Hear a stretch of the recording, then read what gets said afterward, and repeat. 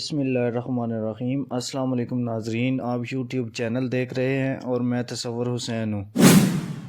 ناظرین، بات کرتے ہیں کپتان کے باؤنسرز پر۔ اسمبلیوں کی تحلیل کے فیصلے نے حکومتی ایوانوں پر لرزہ طاری کر دیا ہے۔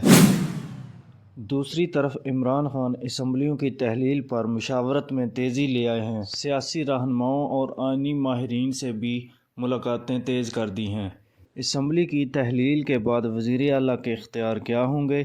کپتان نے آئینی ماہرین سے رائے لے لی ہے۔ اپوزیشن کی عدم اعتماد کی کوششوں پر بھی تبادلہ خیال کیا گیا ہے۔ اسپیکر پنجاب اسمبلی سبطین خان نے بھی زمان پارک میں عمران خان صاحب سے ملاقات کی ہے۔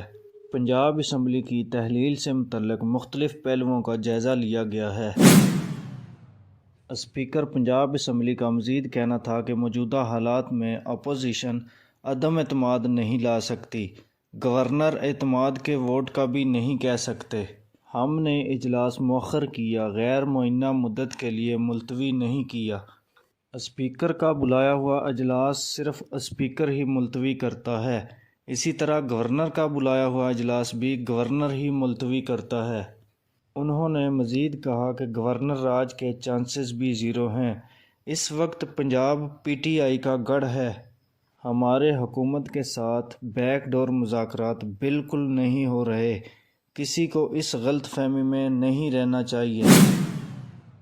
مجلس وحدت المسلمین کے سربراہ راجہ ناصر عباس نے بھی زمان پارک میں عمران خان صاحب سے ملاقات کی ہے۔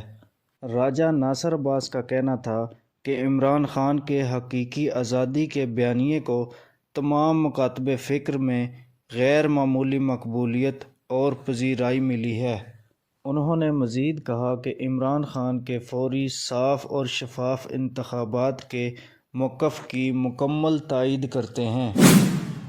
جمعے کے روز عمران خان صاحب کی زیر صدارت پنجاب کی پارلیمانی پارٹی کا اجلاس اہمیت اختیار کر گیا ہے، جس میں ق لیگ کے ارکان بھی شرکت کریں گے۔